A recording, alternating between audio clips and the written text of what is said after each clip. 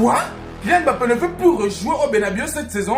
Non, mais c'est incroyable. Parlant de Kylian Mbappé, de l'autre côté au FC Barcelone, on constate que Lamine Yamal ne s'arrête plus car il intrigue le Real Madrid de tous les sens. Sans pas oublier que la première personne qui est passée dans les radars de Lamine Yamal aujourd'hui était Bellingham. En deuxième plan, on constate que Lamine Yamal se permet encore d'envoyer un message très clair. Les gars, vous vous en rendez compte? Il tient à préciser: Thank you God, I am not madridista. Alors pour ceux qui ne comprennent pas l'anglais, en français ça signifie merci Dieu, je ne suis pas un madridista. Le maillot montré par Lamine Yamal aujourd'hui, il ne s'arrête plus. Je pense que le Real Madrid a compris la dose, s'il vous plaît. Laissez comme ça les gars.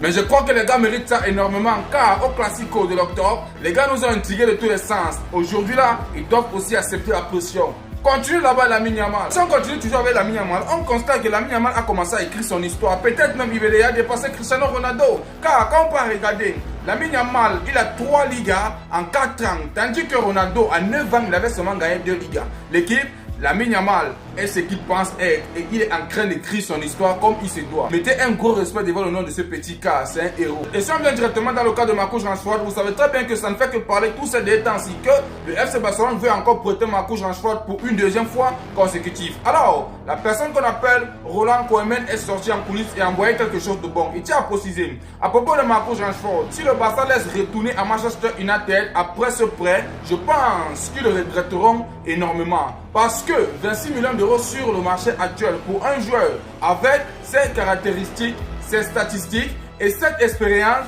c'est une affaire à non. C'est pourquoi je suis en train de dire que pourquoi le FC Barcelone ne veut même pas renoncer sur cette affaire de prêt. Mieux le FC Barcelone achète une seule fois pour toutes, les gars. Vous voyez un peu ce que je suis en train de dire. Les gars, laissez cette affaire de prêt là. On achète Marcus Rashford car il peut nous aider. Il prouve de jour en jour. Vous voyez un peu ce que je suis en train de dire. J'espère que Deco et Ron Laporta ils vont essayer. Bref, j'espère que ceux qui sont chargés pour faire le mercato digne de ce nom au sein du FC Barcelone vont réfléchir positivement vis-à-vis de Marcus Rashford car ce monsieur, il va nous aider. Alors l'équipe, si on retourne directement au sein du Real Madrid ou bien au sein du FC Barcelone, on doit se dire la vérité, actuellement en Espagne, c'est le FC Barcelone qui est en pétard. Vous vous en rendez compte? Le Real Madrid n'a réussi qu'à rapporter 5 Ligas en 18 ans, tandis que le Barça rapporte 11 équipes. Alors, le Real Madrid peut aller mentir à n'importe quelle équipe au niveau européen, mais pas le Barça en termes de Liga, car c'est nous les patrons. Dans l'équipe, si on revient directement sur l'affaire Kylian Mbappé, je tiens à vous préciser que c'est quelque chose de malade. Vous vous en rendez compte? Kylian Mbappé ne veut plus rejouer au Bernabéu cette saison.